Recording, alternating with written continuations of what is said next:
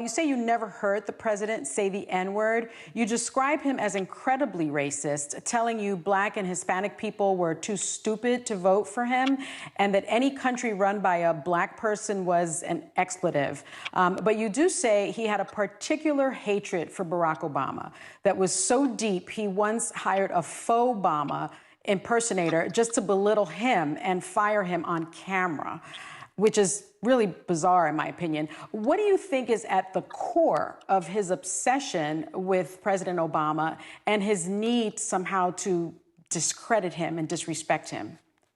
So let me say that my belief is that he was never able to really fully grasp how the country ended up voting for the very first Black president. And he has a lot of personal hangups of his own. One is I don't believe that he liked Obama because Obama is brighter than he is. I mean, Obama is a Harvard law graduate. And obviously we know what Trump tasked me to do, which is to prevent any of his grades from being released. Why he despises him to the extent that he does, I believe it's purely racial. Just purely based on race? I believe it's purely based. Is he a bigot? A racist? I call him an Archie Bunker racist, and in the book, Disloyal. And on my new podcast, Mea Culpa, I say the same exact thing. I had a long conversation with my first interviewer, which was Rosie O'Donnell, and we talk about it quite a bit. I believe it's solely predicated upon the fact that Barack Obama is Black. I have a legal note. One of the things that I tried to do is to change his mindset. And that's why I advocated for him to the extent that I did. I created this National Diversity Coalition because one day while sitting with him, and he asked me, what did you think of the rally? And I said, I don't see any diversity. To me, it's a purely white contingency. And without the minority vote, I don't think that you have a shot at winning this election. So if we do want to win the election, I really do believe that we need to start bringing in all different minority groups, brown, Black, Hindu, Muslim, Hispanic, and I told him what I thought that was going on. And I said it to him emphatically, that what I thought was going on was absolutely wrong. I have a legal note. The White House press office sent us a response to the book, which says Michael Cohen is a disgraced felon and disbarred lawyer who lied to Congress. He has lost all credibility, and it's unsurprising to see his latest attempt to profit off of lies.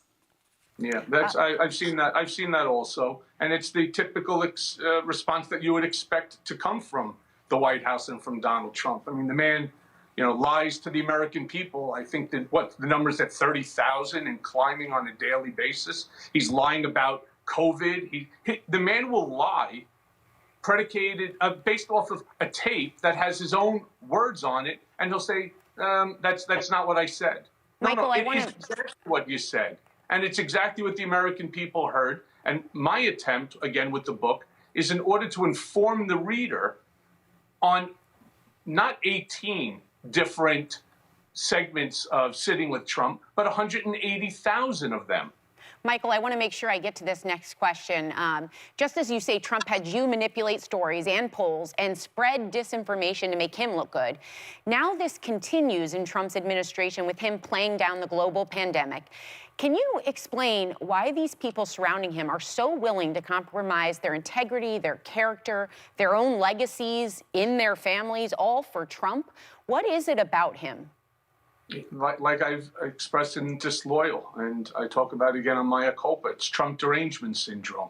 It's being a part of a cult. It's being part of something that is bigger than you. And when he gives you this warmth, it's no different than a cult leader. You just want it, and you're willing to sacrifice your own moral compass. I mean, look at the Attorney General. They remanded me back to prison. According to Judge Hellerstein, it was retaliatory, which it was, because I wouldn't sign a document that basically violated my constitutional right, my First Amendment free speech. And that's the biggest problem. People, Mark Meadows, Jim Jordan, Rand Paul. Everybody's willing to do things that they know are morally wrong, myself included. I just seem to be the only one who's suffering consequences and actually apologizing for my actions. My goal with this book was also to make amends, not just to my wife, my daughter, my son, and to my whole family, but to this country as well. Because I steered a man into the White House who's absolutely morally bankrupt, and he's just not the right man for the job.